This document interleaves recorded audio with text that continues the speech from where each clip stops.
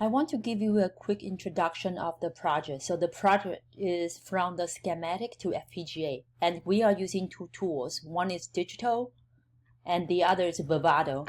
So digital is a tool to help you to generate the schematic and use the schematic to generate the .v file. So Vivado is going to take the .v file and generate the .bit file, .bit file to pass it to the FPGA. So later on, when we power on the FPGA and playing with the switches, power on the switches over here, we will be able to turn on the LED. Okay, so let's start the LAB0, the AND gate. So what we are going to do is we are going to use an AND gate to AND those two switches on the board and to generate the signal to power on the LED. So in the beginning, we have to download the pin allocation file for the FPGA board. So please don't worry too much about the XDC file. Just download it, and we will talk more about the XDC file later on when we do more advanced experiments.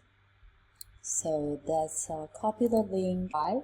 So I have provided the link for the Google Drive, and we download it. And at this moment, I want to download it to a folder called FPGA. So that's a place where I store all of my FPGA related project or files. Okay, so now I have the XTC file. That's a pin allocation file.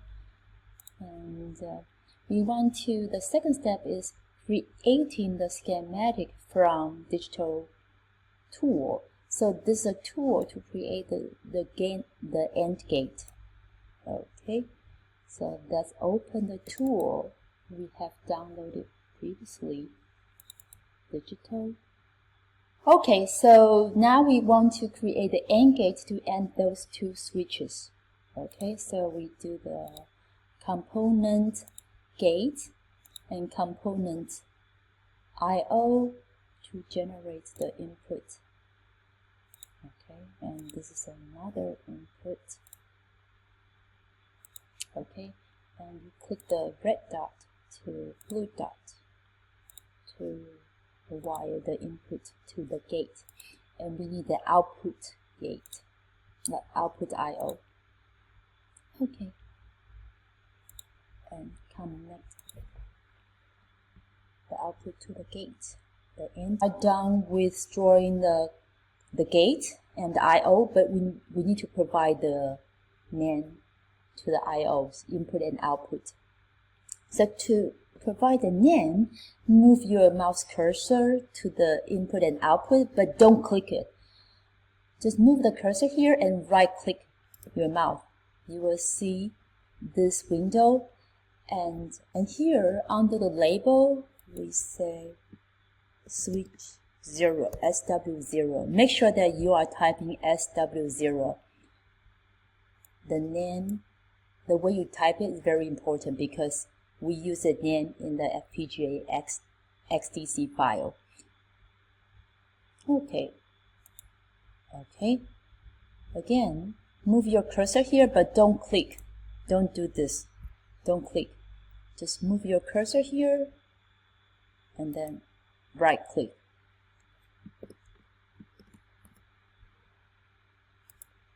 Okay, and we do the similar thing for the output. Move your cursor here, right click the mouse to pop up this window. And we want the output to be LED 0. Make sure that you are using exactly the same NAND as I type here. Okay, so now we are done with the input, output, at the gate. We do File, Export to Verilog. As I mentioned before, I save all of my FPGA files under C FPGA. So I call it first top Verilog. Okay. There is one thing I want to point out in this digital tool. So actually you can do analysis to get the truth table of your logic. So when you want to do that, you click analysis, and then it shows you the truth table or the K-map table. Okay, so it's saying when one of the switches is 0, then the output will be, the LED will be 0, and when both of the switches are one, then the LED is 1. Okay, and you can also click this play button to do the real-time simulation. So let me do that again. So before you click the play button, the wires are all blue, and after you click it, you may notice that the wire become different. The color is different. So now the color is green, light green or dark green. I believe the dark green is 0, and then light green means the input is 1. Let me see. Yeah, this is 1. So when this is 1, this is 0, output will be 0, but when they are both 1, the output is 1. And to change the color of the wire, to change the signal to 0 to 1, you can just click it. Yeah. Okay.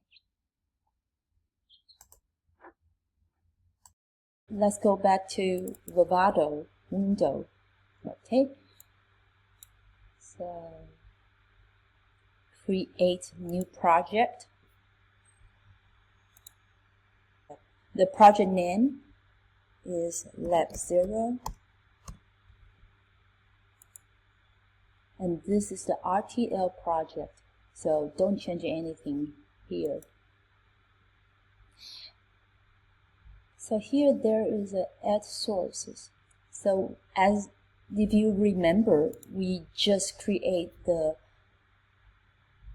Verilog file from the schematic. So let's add file, and under FPGA there is a first top Verilog. Okay, next add existing IP. We don't have any IP. Add constraint. So that's another important thing we have to do. Do you remember that we just saved the XDC file? We just download it from my Google hard drive and save it to FPGA folder. So I want to add this file, XDC. So that's a pin allocation file. You don't have to change anything. You just have to load this file. Okay, and here it asks you for your board or your part, and because we already load the board file, so let's go to board and select the display name is Basys3. Select this board, click next. Don't worry about the warning. Click finish. Okay, so we are done with this FPGA project, and that's just directly scroll down the window. There's a full navigator, and then we want to program the FPGA. But before that, I want to tell you what is this window about. So this is a flow navigator. It tells you what do you have to do to program the project. But because we already load our Verilog file, so we don't have to write the code again. To open this is a Verilog file generated when you play with the schematic window. Okay, we have switch 0, switch 1, LED 0, and then make sure that if you click the constraint, there is the XDC file here, so it specifies the pins So we don't want to touch this at this moment. Just want to make sure that you have the Verilog file and the XDC. Okay. And then that's directly to run implementation. Make sure that there is no error. Okay, so you will see some warnings.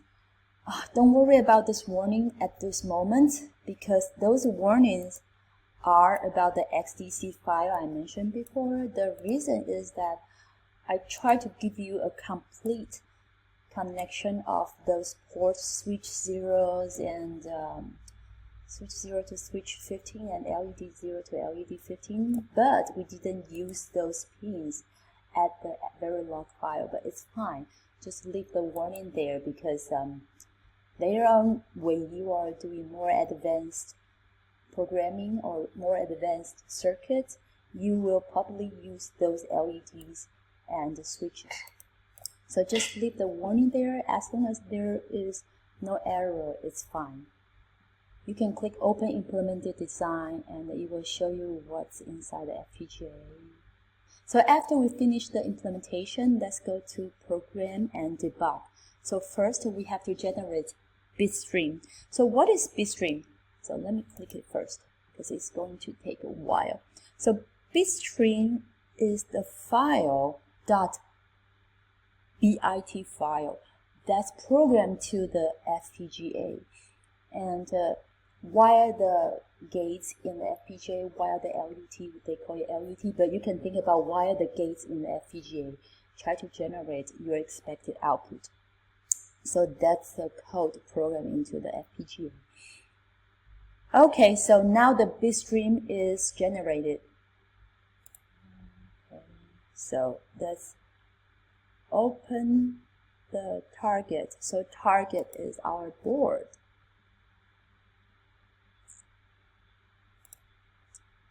So because I already connect my board, so you will see.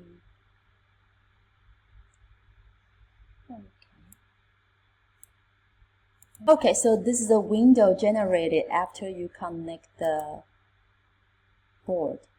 Okay, so this is before I programming the bit file. When I